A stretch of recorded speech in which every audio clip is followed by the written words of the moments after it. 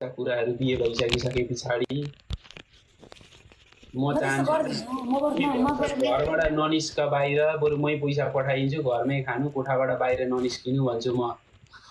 अनि तिमीलाई ती कुराहरू मन पर्दैन, अनि त्यो मन नपरिसके पछाडि डिभोर्स हुन्छ। अनि त्यो डिभोर्स गर्नलाई बिहे किन गर्नु? होइन, म हजुरले जे भने त्यही मान्छु नि त। फेरि म जाँदिनँ, म बरु सुटिङै खेल्दिनँ भयो। म सुटै गर्दिनँ। सुरुमा भन्छन् ऋतु, सबैले सुरुमा त्यसै भन्छन् कि, अनि आफ्नो अनि मान्छे अब बोलाइहाल्छ नि त, जानु पर्यो नि त। अनि आफू पनि नराम्रो काम गर्नु भएन त। अनि डिभोर्स बिहे गरेको डिभोर्स गर्ने बित्तिकै हुन्छ नि। बिहे गरेको 1 महिना पछाडि डिभोर्स गर्यो भने पनि बाबुआमाको आधी सम्पत्ति दिनुपर्छ।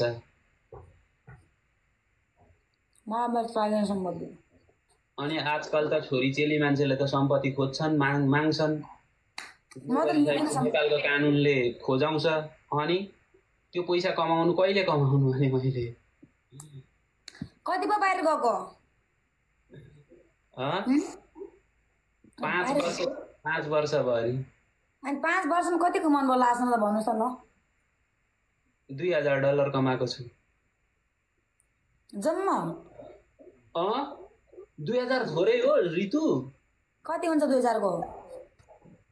2000 को झनै नै 3 करोड हुन्छ नि नेपालको। खै त्यो पैसा खै $2000 को नेपालको झनै नै 3 करोड हुन्छ। काठमाडौँ आऊ नि, एउटा घर बनाऊ नि, त्यही बस्ने, काठमाडौँ बस्ने बुढाबुढी।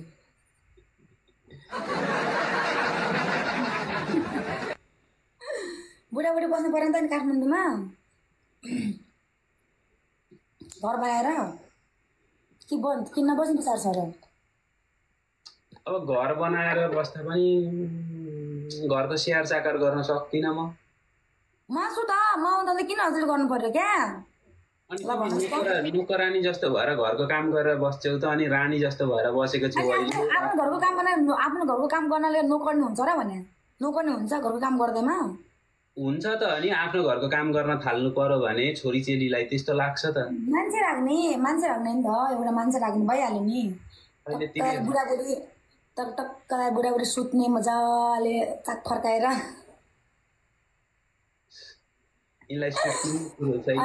घरमा काम गरेपछि यो अब 3-4 दिनसम्म यस्तै मनमा आइरहेको छ यस्ता कुरा। घर बनायो भने टक्क बुढाबुढी मजाले अङ्गालाहरू सुत्ने हो होइन। अनि एउटा काम गर्ने मान्छे राख्ने, मैले खाना पकाउने, भाँडा धुने, घर सफा गर्ने, लुगा धुने, सबै काम मैले गर्नुहुन्छ। हामी बुढाबुढी भनेको सुत्ने, उठ्ने, हट्ने, मुत्ने बाहेक केही गर्ने। पैसा चाहिँ कहाँबाट कमाउनु? अनि त्यो काम गर्ने मान्छेलाई कहाँबाट दिनु? पैसा कमाउनु खै त्यत्रो 3 करोड पैसा हो त हजुरसँग। 3 करोड नभन न, मान्छे रिसाउँछन्। $2000 भन न। 3 करोड अनि $8 को 2 लाख हुन्छ अरे। 3 करोड हुन्छ अरे। होला $2000 भन न। मान्छेले 3 करोड भन्दा हात दिन्छन् कि $2000 भन्यो भने चाहिँ डलरमा भनेछ भने बुझ्दैन। त्यही भएर घर कतिसम्म बन्ला है? कति तले घर बनिन्छ त्यति पैसाले? 3 करोड पैसाले, $2000ले 1 करोडले त बन्छ होला नि त। त्यत्रो पनि लाग्दैन होला पैसा घर बनाउन। पढाइ तले घर बन्छ कि माथि किचनवाला बन्छ? त्यो 2 तलेको माथि चाहिँ किचन हुने, अनि आधी चाहिँ बस्ने। घर बनाएपछि 3 तले 4 तले बनाएर सबैलाई भाडामा दिने। भाडामा केटीलाई दिन मिल्दैन। केटीहरूले लभ गर्छन् मसँग होइन, डर हुन्छ। केटालाई पनि दिन मिल्दैन, केटाहरूले तिमीसँग लभ गर्छन्। जोडी कपालहरू आउँछन्, बुढाबुढी आउँछन् भने मात्र भाडामा दिने। घरबेटी बालाई अनि घरबेटी त्यत्रो धनी हुन्छु म, अनि अब भाडामा आउने मान्छेले मन पराउँछु भनेर प्रत्येक दिन फकाउन थाल्छन्। अनि बाहिर काम गर्दैछन् भने होइन, यसो गरेर यसरी हिँड्न थाल्छन् हो घरबेटीलाई फकाउन। अनि त्यसो भए अनि म पनि त्यसै जाउँ त घरबेटीसँग ल पार्न। त्यसो भए कुरा गर्नुहुन्छ यार। अब राम्रो छैन होला नि त त्यहाँको घरबेटी। बुढी यत्रो गरेको बुढो मान्छे होला। अब म भर्खरको जवान मान्छे घरबेटी हुन्छु, ह्यान्डसम हुन्छु, गुड लुकिङ हुन्छु। कृष्णको स्वरूपमा घुमिराखेको हुन्छ यस्तो मुकुट लगाएर यस्तो धोती लगाएर घुम्छु अनि घरबेटीलाई मन पराउँदैनन् त अनि स्टुडेन्ट हुन्छन् पढ्नलाई आएका हुन्छन् काम गर्नलाई आएका हुन्छन् जागिर गर्नलाई आएका हुन्छन् चेलीहरू अनि सबैलाई राम्रो मान्छे कसलाई मन पर्दैन त अनि ऋतुलाई त यत्रो माया गर्छ यो मान्छेले हामीलाई झन् कति गर्छ होला भन्ने हुँदैन त हो नि हावाको फाडी बोका बोका चाहिँ भन्दैनन् कि त्यस्तो शब्द चाहिँ नभन्नु है मलाई फ्याटै मन पर्दैन होइन त्यो शब्द चाहिँ गुरुता आफै राख्नु आफ्नै गोजीमा अनि के त नि मैले तिमीलाई कुनै पनि त्यस्तो शब्द यस्तो हो भनेर ऋतु भनेको छु त अहिलेसम्म छैन नि छैन भनिसके पछाडि मलाई पनि नभन्ने त्यसो भए अब बोका भन्दैन कृष्ण भन्छन् कृष्ण भन्नु कृष्ण त्यसैमा म केटा मान्छे राख्दिनँ म केटालाई मात्रै राख्दिनँ केटा पनि हुँदैन नि केटाले पनि अब तिमी राम्री हुन्छौ घरबेटी नै हो नि त तिमी त साउ हुन्छौ राधा जस्तो भनेर हिँड्दाखेरि केटाले कसलाई मन पराउँदैनन् त ऋतुले त यत्रो नरेशलाई माया गर्छ हामीलाई पनि कति धेरै माया गर्छन् होला भन्ने केटाहरूको हुन्छ सोच र दिमाग त बरु घरबेटी नि पट्यायो भने त आधी सम्पत्ति त हाम्रो हुन्छ एक तल त हामीमा बस्छौँ भन्ने हुन्छ अनि जिम सिम गर्ने केटाहरू हुन्छन् जिम गर्ने डाइटहरू गर्ने अनि त्यो भरिमा राख्नुपर्छ जो चाहिँ हुन्छ नि 50-55 वर्षसम्म पुगेका मान्छे अनि कपाल नानी केटाकेटीहरूसँग आउने मान्छेहरू हुन्छ नि सिङ्गललाई चाहिँ घर भाडा चाहिँ दिनु हुँदैन है कोठा भाडा चाहिँ ए होला होला के हो कुरा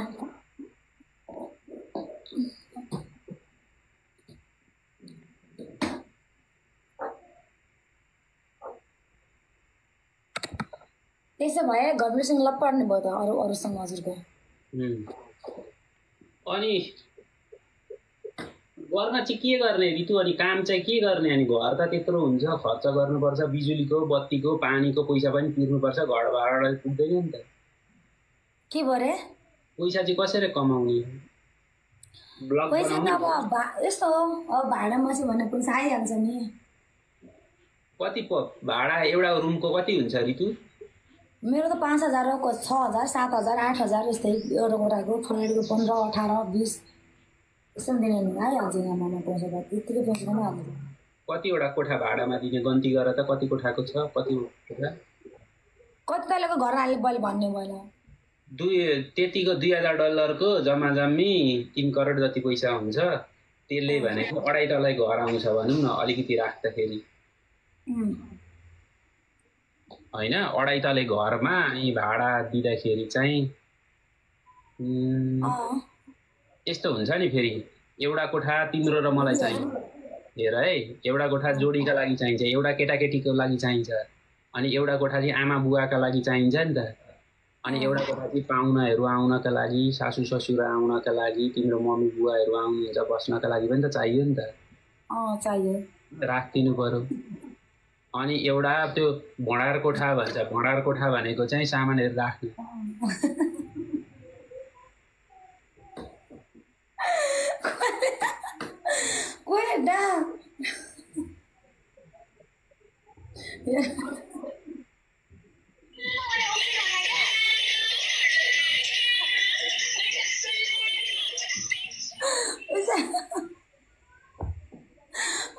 कसले हाल्छ भिडियो